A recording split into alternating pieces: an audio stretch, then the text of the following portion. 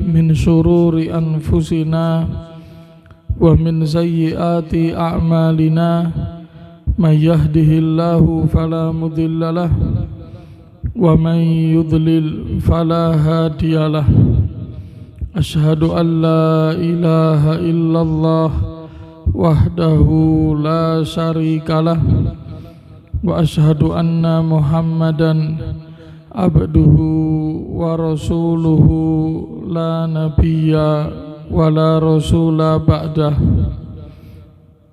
Wa qala Allah ta'ala fil Qur'anil Karim, ya ayyuhalladzina amanuttaqullaha haqqa tuqatih wa la tamutunna illa wa antum muslimun.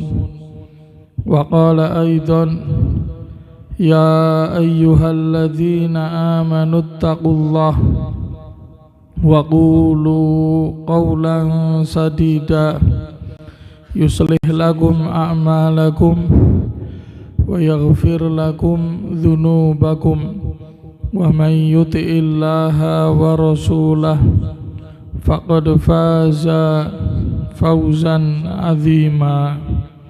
Wa ba'd, fa inna asdaqal kalami kalamullah tabaraka wa ta'ala wa khairal huda huda sallallahu alaihi wasallam wa syarral umuri muhdatsatuha fa inna kulla muhdatsatin bid'ah wa kulla bid'atin dhalalah wa kulla dhalalatin finnar.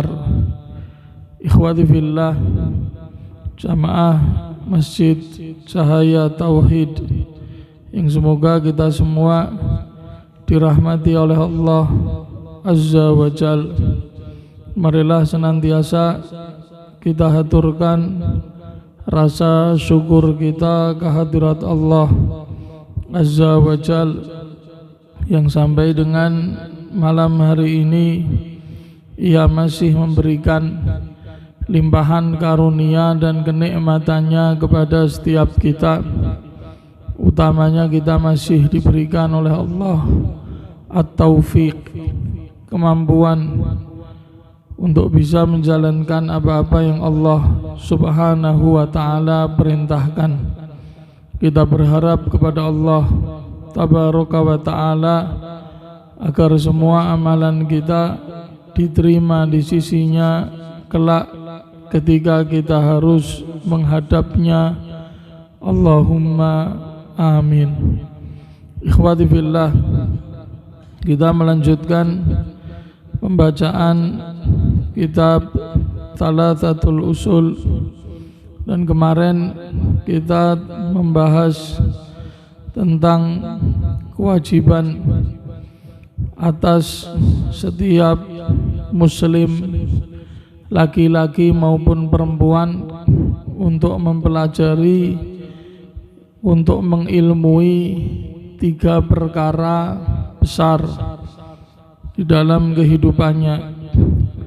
Dan kemarin kita telah membahas yang pertama, penjelasan daripada penyusun Risalah Thalathatul Usul Syekh Muhammad bin Abdul Wahhab, bahwasanya yang pertama, annallaha khalaqana, bahwasanya Allah dialah yang telah menciptakan kita, wa razaqana, dan dialah pula yang memberikan rizki kepada kita di dalam kehidupan ini, walam yatrukna hamalan, dan Allah tidak membiarkan kita begitu saja tanpa arah, tanpa bimbingan.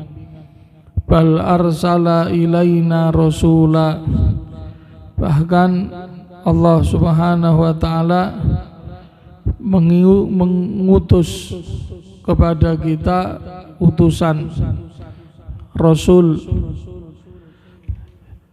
Faman ata'ahu dakhalal jannah, yang siapa saja mau mentaati Rasul atau utusan tersebut, maka dia akan masuk jannah. Wa man asahu dakhalan nar, dan siapa saja yang mendurhakainya, tidak mentaatinya, maka dia akan masuk neraka. Di bagian pertama ini, ikhwati fillah, beliau mengingatkan kita tentang rububiyah Allah Subhanahu wa ta'ala, bahwasanya Allah Subhanahu wa ta'ala dialah Al-Khaliq, sang pencipta, Ar-Raziq, yang ngasih rizki, menjamin rizki atas semua yang ia ciptakan, Mudabbirul Kaun, dia yang mengatur alam semesta, mengatur semua makhluknya. Dan Allah Subhanahu wa ta'ala di antara bentuk tadbir, pengaturan, bimbingan kepada hambanya, dia mengutus Rasul, menurunkan kitab suci. Dan Allah Ta'ala perintahkan manusia untuk mengikuti jalannya Rasul tersebut, mentaati perintah-perintahnya. Apabila Rasul tersebut ditaati, maka akan membawa mereka ke jannah, ke surga. Dan apabila Rasul utusan Allah Subhanahu wa ta'ala didurhakai, tidak ditaati, maka akan menyeret ke api neraka. Ini di sini, ikhwati fillah, beliau menjelaskan tentang keharusan bagi kita untuk mengikuti jalannya Rasulullah sallallahu alaihi wasallam dan menerima semua yang datang dari beliau. Tidak boleh kita menentangnya, tidak boleh kita menentangnya, kita mendurhakainya, karena penentangan kepada beliau Rasulullah sallallahu alaihi wasallam yang diutus kepada kita adalah Muhammad sallallahu alaihi wasallam, maka ini tidak lain dan tidak bukan hanyalah akan menyeret kita ke dalam neraka, sebagaimana Allah Ta'ala jelaskan di banyak tempat di dalam kitabnya. Di antaranya Allah Ta'ala menjelaskan, wa may yushaqiqir rasula min ba'di ma tabayyana lahul huda, siapa saja yang yushaqiqir rasul, menyelisihi jalannya Rasul sallallahu alaihi wasallam, min ba'di ma tabayyana lahul huda, setelah jelas baginya jalan petunjuk. Apa kata Allah Subhanahu wa ta'ala? Maka kami akan sesatkan jalannya, wa nuslihi jahannam, dan kami akan masukkan dia ke dalam neraka jahannam, wa sa'at masira, dan jahannam adalah sejelek-jelek tempat kembali, sejelek-jelek tempat kembali.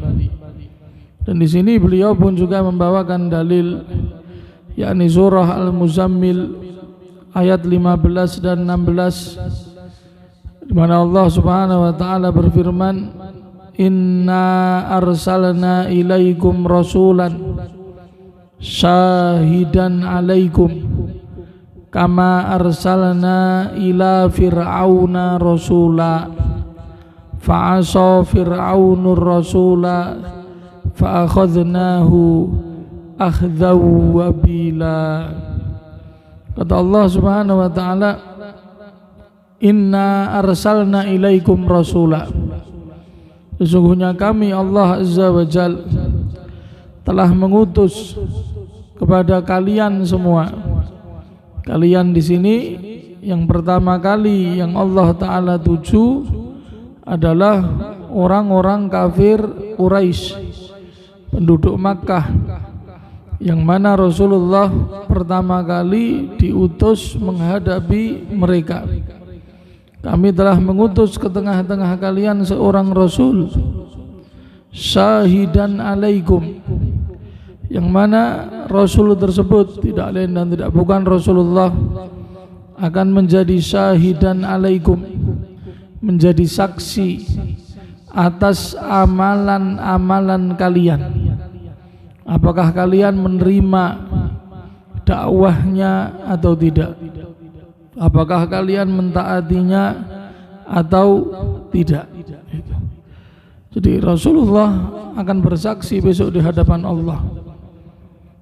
Sebagaimana ini dijelaskan oleh Allah Subhanahu wa taala di dalam ayat yang lain, liyakunar rasulu syahidan alaikum wa takunu syuhada'a 'alan nas. Kata Allah, agar Rasulullah sallallahu alaihi wasallam menjadi saksi atas kalian kelak di hadapan Allah Subhanahu wa taala. Di sini Allah Subhanahu wa taala mengingatkan mereka dan mengingatkan kita bahwasanya Rasulullah kelak akan menjadi saksi atas amalan-amalan kita di hadapan Allah Azza wa Jalla. Rasulullah, beliau mengenali siapa yang menjadi umat-umat beliau. Kata Allah Subhanahu wa taala, kama arsalna ila fir'auna rasula, sebagaimana kami dahulu telah mengutus kepada Fir'aun seorang rasul, yakni maksudnya Nabiullah Musa alaihi salatu wassalam. Apa kata Allah? Fa'asa fir'aunur rasulah. Hanya saja Fir'aun mendurhakai sang rasul tersebut, sang utusan tersebut, tidak mau menerima risalah yang dia bawa, tidak mau mengikutinya. Apa kata Allah? Fa'akhadnahu akhdhaw wabila. Maka kami Allah Subhanahu wa taala mengazab dia, yakni mengazab Fir'aun dengan azab yang wabila, azab yang berat, azab yang berat ini. Maka bagi mereka yang menyelisih Rasulullah, azabnya adalah azab yang berat di akhirat. Ikhwati fillah, barakallahu fikum. Ini yang pertama. Yang kedua, ikhwati fillah, beliau Syekh Muhammad bin Abdul Wahhab menjelaskan kepada kita perkara yang kedua yang harus kita ilmui. Annallaha la yarda ayyushraka ma'ahu ahadun fi ibadatihi, la malakun muqarrabun wala nabiyyun mursalun. Bahwasanya Allah Subhanahu wa taala, ia tidaklah ridho ayyushraka ma'ahu ahadun, kalau ia dipersekutukan, ma'ahu bersama dengan dirinya, yani dipersekutukan bersama dirinya, ahadun siapapun, fi ibadatihi di dalam hal urusan ibadah, la malakun muqarrab, tidaklah dia malaikat yang didekatkan kepada Allah, wala nabiyyun mursal, dan tidak pula seorang nabi yang diutus. Jadi Allah Subhanahu wa taala, ikhwati fillah, tidak pernah meridhoi kalau dia dipersekutukan. Maksud dipersekutukan adalah Allah Subhanahu wa taala dijadikan baginya tandingan. Jadi syirik yang diterjemahkan ke dalam bahasa Indonesia dengan mempersekutukan Allah, Sekutu itu artinya apa? Sekutu itu artinya tandingan. Sekutu itu artinya adalah rival. Artinya adalah yang selevel. Gitu. Makanya PT di dalam bahasa Arabnya syirkah, dari kata syirik. Itu karena masing-masing punya saham, masing-masing punya hak yang sama dari para pemilik saham, memiliki bagian dan memiliki otoritas yang sama. Itu. Sehingga kalau dikatakan manakala Allah dipersekutukan, Allah diperlakukan syirik bersamaan dirinya, ini maksudnya adalah kita menjadikan selain Allah sebagai tandingan-tandingan bagi Allah. Kita posisikan dia sejajar dengan Allah. Yang kata beliau di sini fi ibadati, yang kemudian diibadahi. Dan kalau kita bicara ibadah yang paling besar dan menjadi bagian tak terpisahkan dari semua ibadah adalah doa. Ini manakala diseru, diminta selain Allah Subhanahu wa taala, ada selain Allah yang diibadahi, apakah ibadahan tersebut dalam bentuk sujud, rukuk, pengagungan secara fisik, atau ibadah tersebut berupa du'aul mas'alah, meminta-minta kepadanya agar apa yang menjadi hajat kebutuhannya dipenuhi. Di sini ikhwati fillah barakallahu fikum, beliau Syekh Muhammad bin Abdul Wahhab, beliau menyebutkan di sini fi ibadatihi, di dalam hal urusan ibadah, Secara tidak langsung di sini beliau menegaskan masalah yang paling penting dari kekhususan Allah, yakni masalah ibadah atau masalah uluhiyah. Jadi tauhid uluhiyah itu nama lainnya tauhid ibadah. Kalau tadi di bagian pertama beliau menjelaskan tentang rububiyah Allah, maka di bagian kedua ini beliau menekankan masalah uluhiyahnya Allah, bahwasanya Allah itu satu-satunya yang berhak untuk diibadahi. Tidak boleh kita mempersekutukan Allah dengan siapapun dia dari makhluk-makhluknya.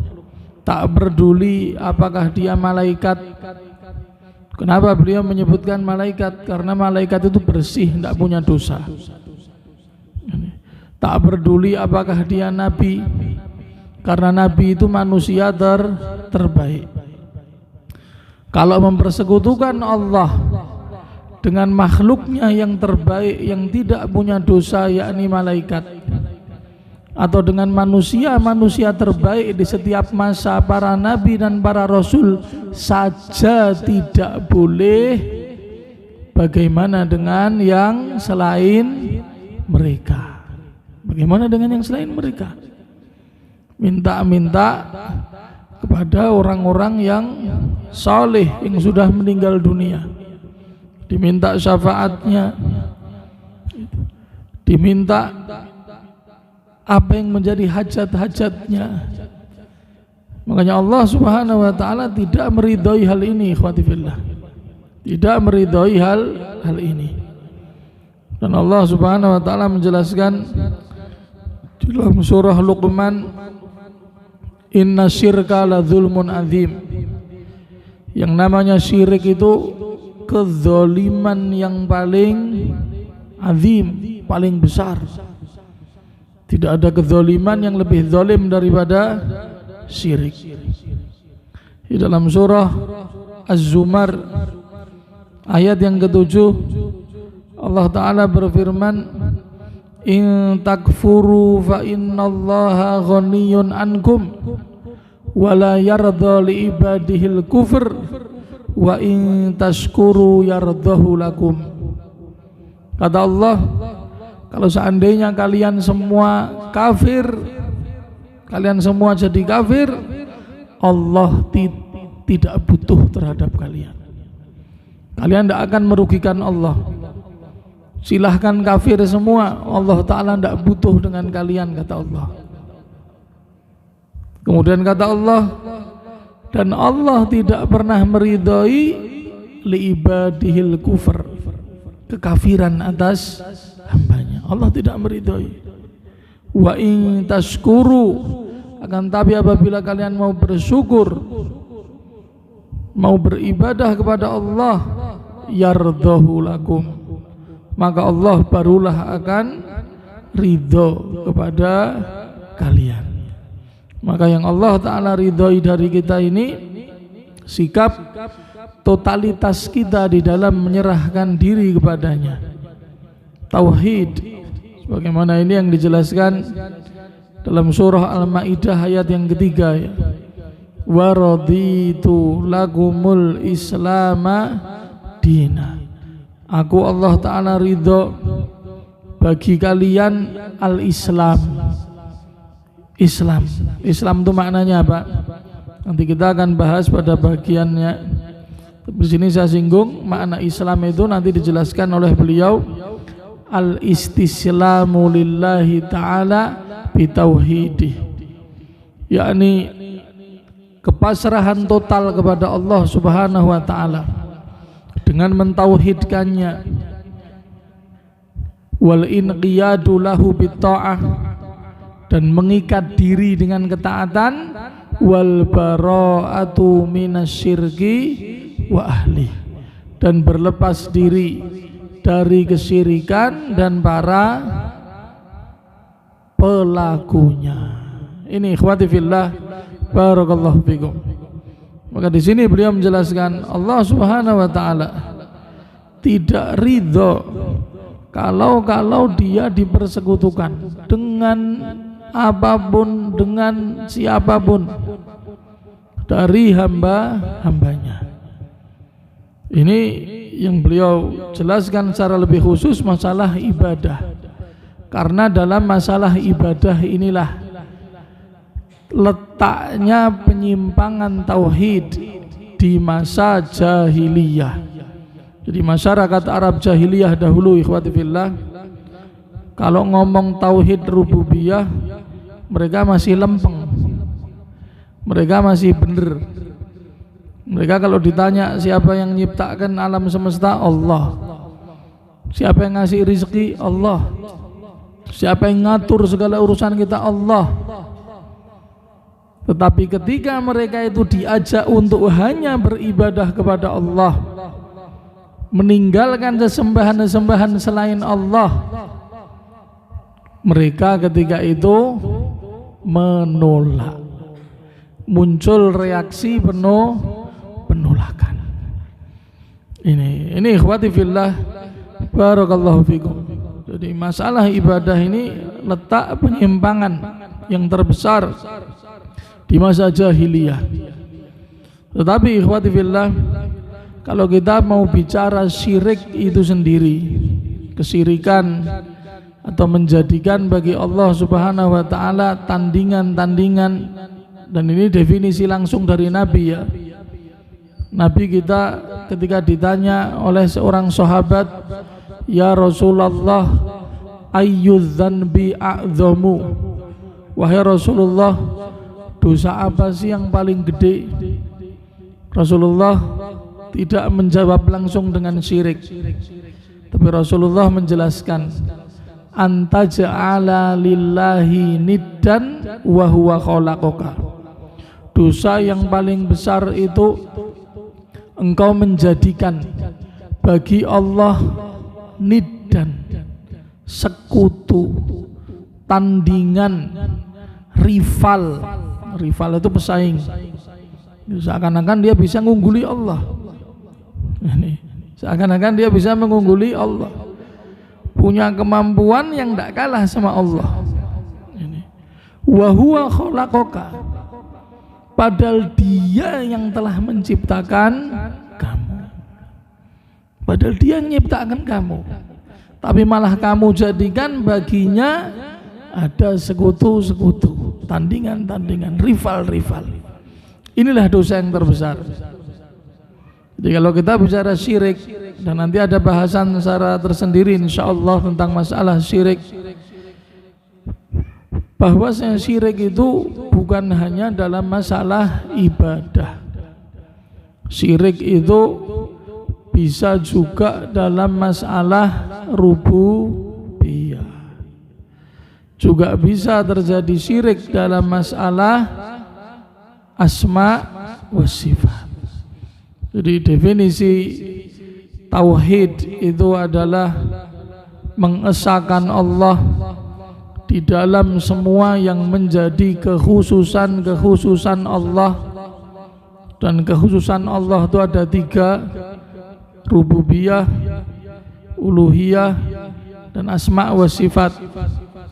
Rububiyah ini gampangannya adalah pengaturan alam semesta, dari mulai penciptakan, ngasih rizki, ngurusi semua. Ini rububiyah.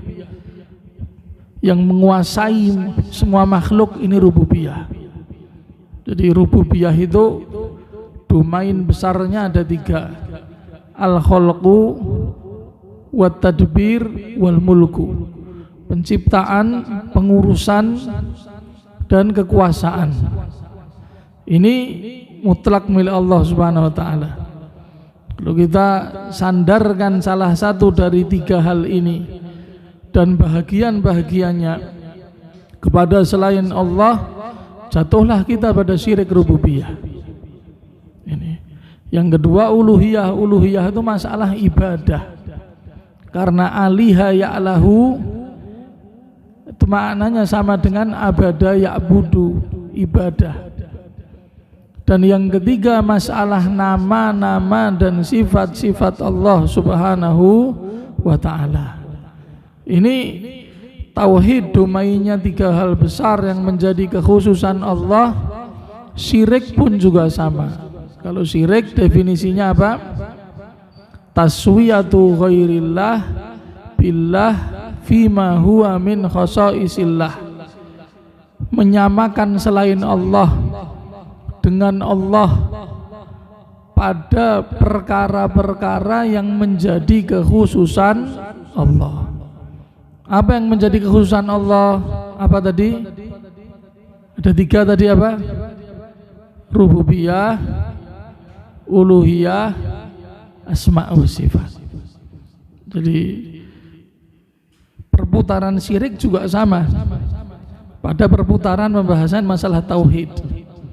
Karena syirik merupakan lawannya tauhid. Lawannya tauhid. Ini ikhwati fillah barakallahu fikum. Ini. Dan sekali lagi yang disampaikan di sini ditekankan di sini oleh beliau dalam masalah ibadah. Karena ini letak penyimpangan yang terbesar di tengah-tengah umat manusia sejak dahulu sampai hari ini. Ini ikhwati fillah barakallahu fikum. Dan yang menciptakan kita, yang mengurusi kita, yang ngasih rizki kita tadi, yang membimbing kita, dialah yang wajib kita ibadahi. Sebagaimana hal ini penegasan Allah Subhanahu wa taala sendiri. Allah Subhanahu wa taala berfirman di dalam surah Yunus di ayat yang ke-3, kata Allah, inna rabbakumullahu alladzi khalaqas samawati wal arda fi sittati ayyamin thumma stawa 'alal arsy yudabbirul amra ma min syafi'in illa bim ba'di idzni dzalikumullahu rabbukum fa'buduh afala tadzakkarun. Kata Allah Subhanahu wa taala, sesungguhnya Rabb kalian Tuhan kalian itu Allah. Siapakah dia? Allah menjelaskan tentang dirinya sendiri. Alladzi khalaqa as-samawati wal arda. Dialah yang telah menciptakan langit-langit dan bumi. Fi sittati ayyamin, di dalam 6 masa atau 6 hari. 6 hari. Tsumma stawa 'alal arsy. Kemudian setelah itu dia beristiwa, bersemayam di atas arsy-Nya. Yudabbirul amra. Dialah yang mengurus semua itu, yang mengatur semua itu. Allah yang ngasih rizki itu, yang mengatur, membolak-balikkan siang dan malam. Ini Allah Subhanahu wa taala yang mentarbiyah. Allah Subhanahu wa taala kata, ma min syafi'in illa min ba'di idzni. Tidak ada yang bisa memberikan syafaat besok di akhirat kecuali setelah mendapatkan izin darinya. Allah menjelaskan lagi, dzalikumullah. Itulah Allah. Kamu pengen tahu Allah? Allah itu yang menciptakan, yang mengatur, itu Allah. Fa'buduh, kata Allah, beribadahlah kalian hanya kepadanya saja. Maka yang berhak diibadahi itu yang telah menciptakan kita, yang menciptakan jagat raya alam semesta ini, yang mengurus semua yang ada di dalamnya. Itulah yang berhak diibadahi. Afala tatadzakkarun, mengapakah kalian tidak mau mengambil pelajaran? Ini ikhwati fillah, barakallahu fikum. Di sini ikhwati fillah, barakallahu fikum, Syekh Muhammad bin Abdul Wahhab, beliau membawakan dalil tentang larangan menjadikan bagi Allah Subhanahu wa taala tandingan, sekutu yang diibadahi bersamanya. Di sini ada yang perlu digarisbawahi, yaitu pada ucapan beliau ma'ahu, bersamanya. Apa maksudnya dipersekutukan bersama Allah? Artinya dia ibadah kepada Allah, tetapi juga beribadah kepada selain Allah. Jadi syirik itu ada 2. Ada syirik murni, memang nyembah selain Allah, seperti syiriknya orang-orang non-Islam. Jelas orang-orang kafir itu syirik karena memang mereka tidak beribadah kepada Allah. Ini syirik murni. Tetapi kesyirikan yang menjangkiti umat Rasulullah sallallahu alaihi wasallam itu seperti yang beliau sampaikan di sini, yaitu beribadah kepada Allah tetapi juga beribadah kepada selain Allah. Ya sholat, kalau sholat kan ibadah kepada Allah. Ya puasa, besok insya Allah tanggal 13 mulai puasa Ayyamul Bid. Tapi kalau sudah nanti dia datang punya kebutuhan, punya hajat, dia bukan pergi ke masjid bermunajat minta sama Allah, itu mengetuk pintunya, tidak. Yang dia ketuk kuburan. Yuk datang ke kuburannya Habib Fulan, Kiai Fulan, kita ke sana, kita minta. Sunan Fulan. Yang diketuk bukan pintunya Allah, tapi pintunya orang-orang yang sudah mati. Yang kata Allah, in tad'uhum la yasma'u du'aakum walau sami'u mastajabu lakum. Kalian meminta kepada mereka, berdoa, kepada mereka, sementara mereka itu tidak bisa dengar omongan kalian. Seandainya mereka itu bisa dengar, kata Allah, mastajabu lakum, mereka pun tidak bisa ngijabahi kalian, doa kalian tidak bisa mereka penuhi, tidak bisa. Ini namanya syirik bersama Allah. Paham ya? Ini letak kesyirikan paling besar yang disebutkan oleh Allah Subhanahu wa taala dalam surah Yusuf. Allah taala menegaskan, wa ma yu'minu aktsaruhum billahi illa wa hum musyrikun. Ini ayat yang sangat ngeri. Apa kata Allah? Dan tidaklah sebagian besar mereka yang mengaku beriman kepada Allah, melainkan mereka masih asyik berbuat syirik. Masih asyik berbuat syirik. Asyik dengan yang namanya kesyirikan. Dianggap ini kita cinta orang soleh, kita cinta Rasulullah, ini majelis Rasulullah. Asyik bermunajat, khusyuk, beribadah di sisi kubur, bisa menangis. Hal yang sama yang tidak bisa dia lakukan ketika dia bermunajat seorang diri, bersimpuh di hadapan Allah di tempat yang paling dia cintai, yaitu masjid. Ini ikhwati fillah, barakallahu fikum. Tidaklah sebagian besar mereka yang ngaku beriman kepada Allah illa wahum musyrikun, melainkan sebagian besar mereka itu masih suka syirik, masih melakukan kesyirikan. Ini peringatan keras dari Allah Subhanahu wa taala. Inilah yang dimaksudkan dengan ma'ahu, beribadah bersama Allah.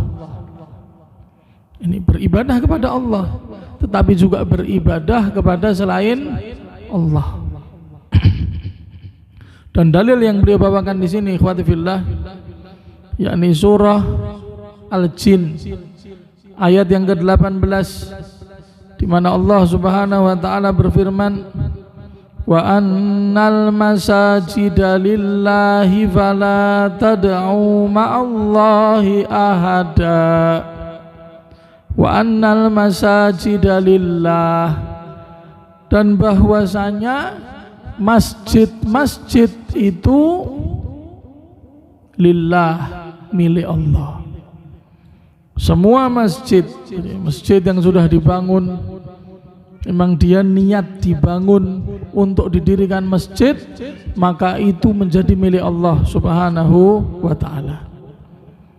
Apa kata Allah?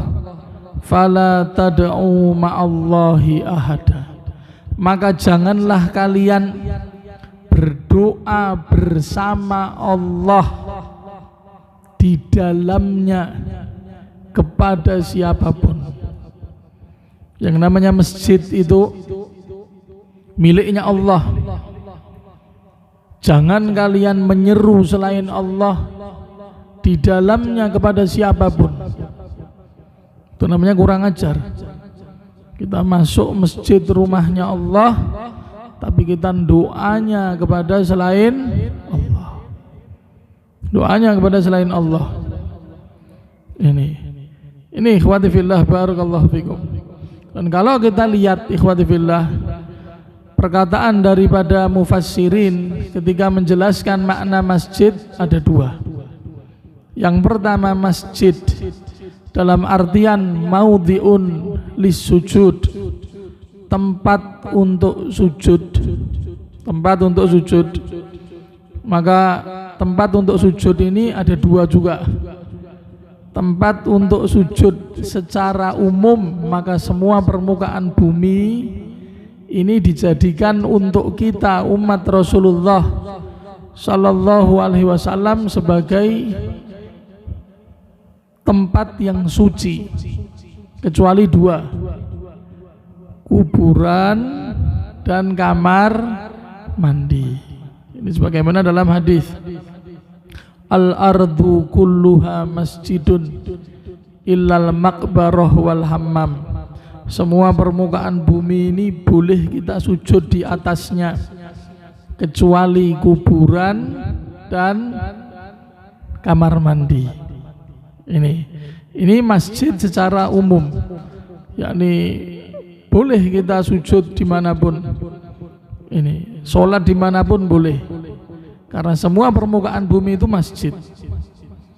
Yang kedua, masjid dalam artian khusus, memang bangunan yang didirikan secara khusus untuk ditegakkan di sana ibadah kepada Allah. Ibadah kepada Allah Subhanahu wa ta'ala saja. Ditegakkan sholat 5 waktu, ditegakkan ta'lim, sebagaimana ini fungsi masjid. Pernah ada seorang Arab Badui masuk masjid kencing. Para sahabat geram, pengen mukul, sama Nabi, diam, biarkan, biar selesai kencingnya dulu. Selesai kencing, Rasulullah suruh sebagian sahabat siram, bersihkan. Kemudian Rasulullah panggil, ta'al, sini. Rasulullah jelaskan, innama hadza al-masjid, sesungguhnya ini masjid, la yasluhu fihi illa salatun wa dzikrun lillah. Masjid ini tidak boleh digunakan kecuali untuk sholat wa dzikrin lillah, dan mengingat Allah Subhanahu wa ta'ala. Majelis taklim itu masuk mengingat Allah. Makanya Allah menyebut para ulama dengan ahlu zikir. Fas'alu ahla zikri, bertanyalah kepada ahlu zikr, maksudnya ahlul ilmi. Karena ahlul ilmi dia senantiasa ingat Allah. Ingatnya ndak bukan cuma nyebut nama Allah, tapi dia ingat selalu hukum-hukum Allah sehingga dia bisa menerapkan dalam kehidupannya. Ini ikhwati fillah barakallahu fikum. Ini makna masjid yang pertama, tempat untuk sujud.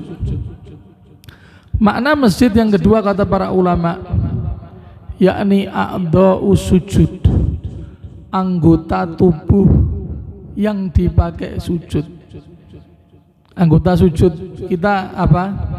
Ada yang tahu? Yang disebutkan Rasulullah ada 7 ya anggota sujud. Yang pertama dahi dan hidung, satu kesatuan, dahi dan hidung. Kemudian yang kedua dan yang ketiga 2 telapak tangan kanan dan kiri. Kemudian yang keempat dan kelima 2 lutut.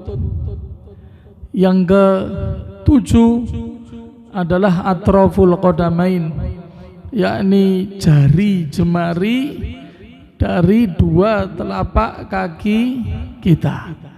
Itu semua wajib ditempelkan ke tanah ketika kita sedang sujud.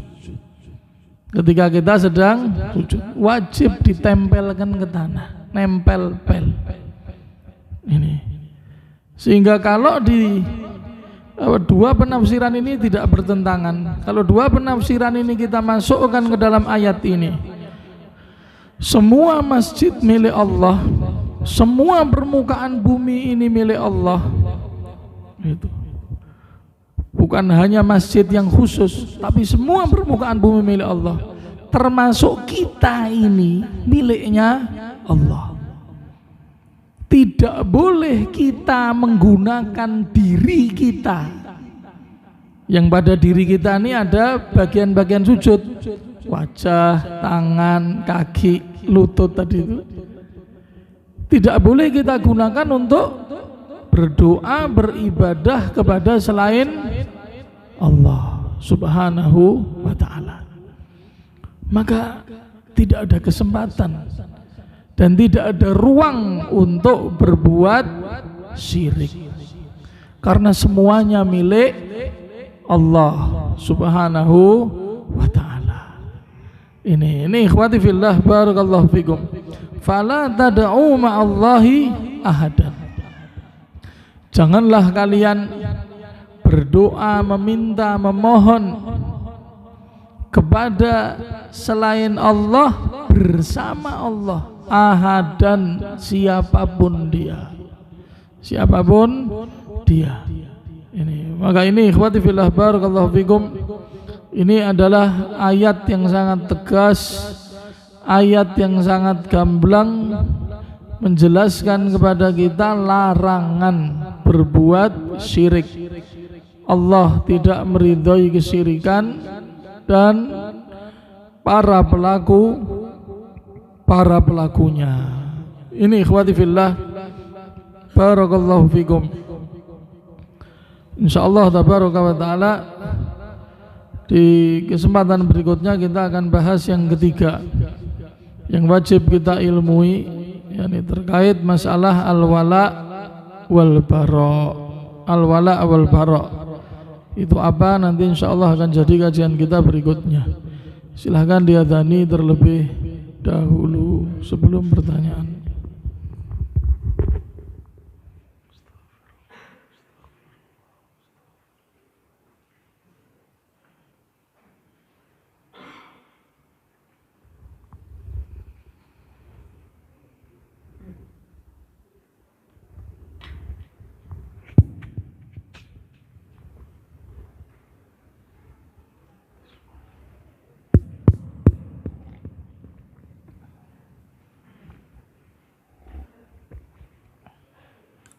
Allahu Akbar, Allahu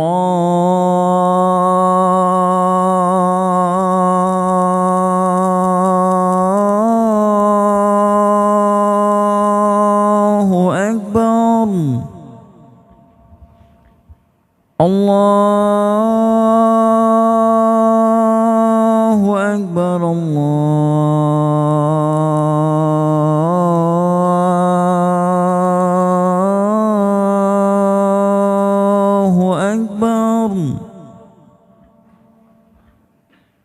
Asyhadu an la ilaha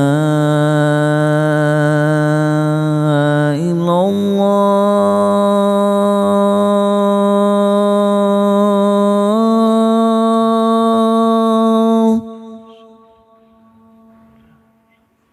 Asyhadu an la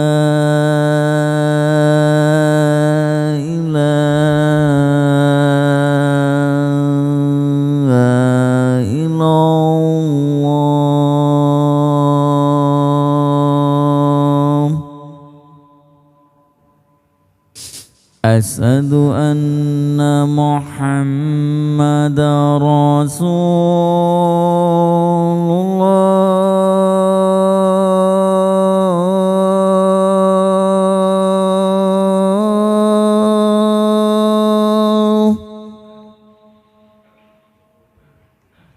Asyhadu anna Muhammadar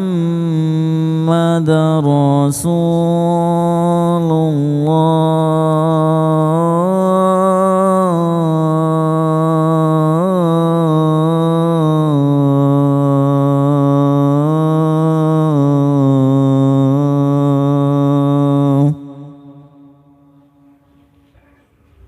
Hayya 'alas salah.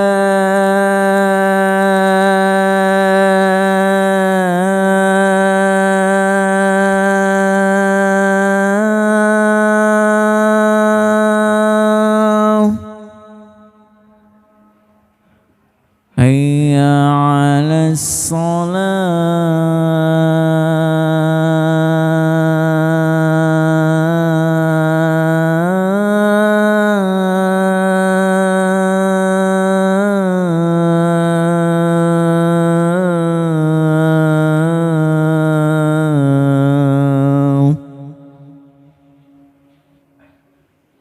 Hayya 'alal falah.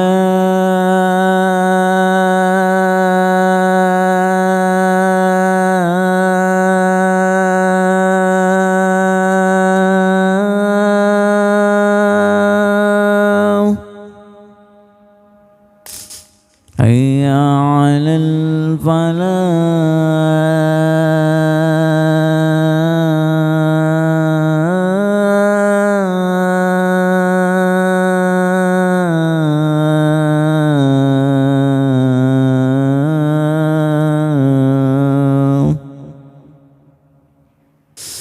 الله أكبر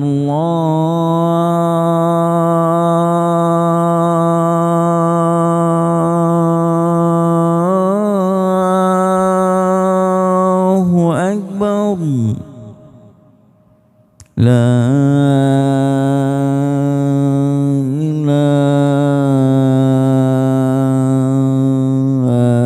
إلا الله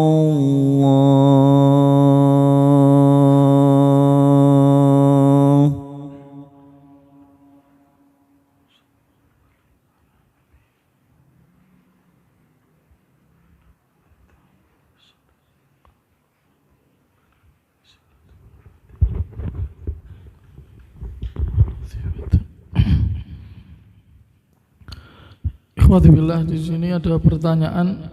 Yang pertama, apakah mengartikan istawa dengan bersemayam diperbolehkan? Jawabnya diperbolehkan. Jawabnya adalah diperbolehkan. Makna istawa di dalam bahasa Arab adalah ala wartafa'a. Ala wartafa'a maknanya adalah Allah Ta'ala naik dan meninggi alal ars, di atas arsnya. Ars itu apa? Singgasananya Allah Subhanahu wa ta'ala. Bukan berarti Allah Ta'ala membutuhkan ars, tidak. Jadi di dalam memahami nas, dalil dari Al-Quran dan dari hadis Nabi SAW yang menyebutkan tentang sifat-sifat Allah, apakah itu sifat kholqiyah. Sifat kholqiyah itu sifat yang berhubungan dengan dirinya Allah, seperti wajah, seperti mata, seperti tangan, seperti telapak kaki, seperti betis. Ini semua diberitakan di dalam Al-Quran dan hadis-hadis yang sahih. Kita pahami, kita terima apa adanya sesuai dengan makna asal kebahasaannya. Tidak boleh kita palingkan kepada makna yang lain. Tidak boleh. Maksud daripada mengharapkan wajah Allah itu pahala. Maksudnya ridhonya Allah. Ini namanya memalingkan kepada makna selain makna asal. Ini namanya takwil. Ini hukumnya adalah haram, tidak dibenar. Yadullah fauqa aidihim, tangan Allah di atas tangan-tangan mereka. Maksud tangannya Allah itu power, kekuasaan, kekuatan. Maknanya bukan tangan yang sebenarnya. Ini, jangan menyerupakan Allah dengan makhluk. Tidak ada yang menyerupakan. Siapa yang lebih tahu tentang Allah? Dirinya. Dan dia Allah Ta'ala sendiri yang menjelaskan di dalam Al-Quran. Dan Allah Ta'ala berkata dalam Al-Quran, Qul a'antum a'lamu amillah. Katakan wahai Rasulullah Muhammad, kalian yang lebih tahu, lebih pinter atau Allah? Atau Allah? Kalau Allah ngomong wajah, ngomong tangan, ngomong mata, ngomong betis, terima apa adanya, tanpa harus kita palingkan kepada makna yang lain. Itu namanya sifat kholqiyah. Nama lainnya sifat dzatiyah. Yang kedua namanya sifat fi'liyah. Sifat fi'liyah ini artinya perbuatan-perbuatan Allah yang kalau ia mau akan ia lakukan. Contohnya apa? Istiwa. Allah Ta'ala bersemayam. Apakah Allah Ta'ala bersemayam terus? Jawabannya tidak. Kalau dia mau akan dia lakukan. Allah Ta'ala turun ke langit dunia seperti pada waktu sepertiga malam yang terakhir. Ini kita imani apa adanya, tanpa kita palingkan kepada makna-makna yang lain. Allah mencintai, Allah membenci, termasuk Allah Ta'ala tertawa. Kita imani apa adanya, sesuai dengan ketinggian Allah. Paham ya? Jadi kita mengimani bukan kita menyamakan Allah dengan makhluk, tidak, sekali-kali tidak. Kita mengimani, kita sandarkan sesuai dengan ketinggian dan keagungan Allah.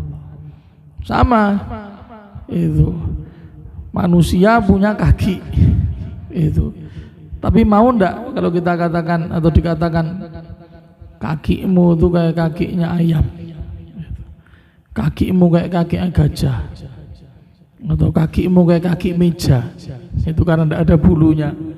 Itu marah, kalau disamakan marah. Maka sama, kita tidak menyamakan Allah dengan makhluknya, tidak, tapi kita menetapkan Allah memiliki sifat-sifat sebagaimana yang Ia menyifati dirinya sesuai dengan keagungannya. Yang menjadi kaidah pegangan kita surat Asy-Syura ayat 11, laisa kamitslihi syai'un wa huwas samiul basir. Tidak ada sesuatu apapun yang semisal dengan Allah, dan Dia adalah zat yang maha mendengar lagi maha melihat. Ini maka istiwanya Allah kita imani apa adanya, dan makna istiwa itu bersemayam. Kalau padanan kata yang lebih tepat dengan bahasa Indonesia, istawa itu bersemayam. Bersemayam itu apa? Bertelekan. Itu bertelekan, duduk santai, duduk santai. Itu namanya istawa. Itu namanya istawa.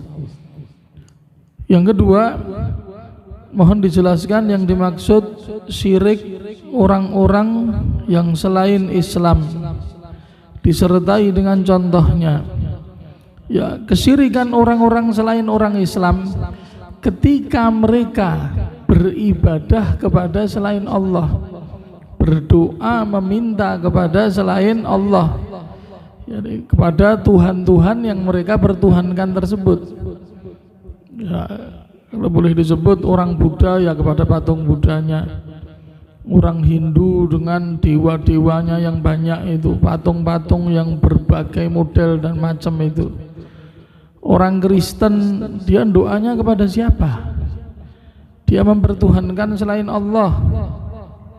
Itu dia mengakui Allah itu satu tapi tiga, tiga tapi satu, tidak jelas. Mintanya tidak kepada Allah, minta kepada Tuhan Anak, minta kepada Bunda Maria. Ini, dan mereka juga menjadikan itu pendeta-pendeta mereka itu seperti halnya Allah, bisa menebus dosa, pengampunan dosa, itu bisa mensucikan. Silahkan maksiat, tinggal datang ke pendeta, nanti penebusan dosa, suruh gini suruh gitu, selesai masalah. Selesai masalah. Itu semua syirik.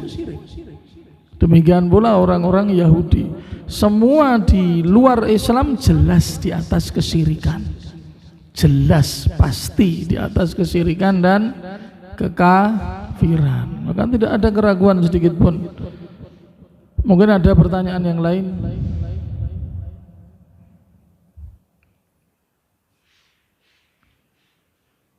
Tidak ada. Kalau tidak ada, harapannya materi yang saya sampaikan jelas bisa difahami. Insyaallah tabaraka wa taala kita lanjutkan kembali di pertemuan berikutnya. Subhanakallahumma wa bihamdik asyhadu an la ilaha illa anta astaghfiruka wa atubu ilaika. Assalamualaikum warahmatullahi wabarakatuh.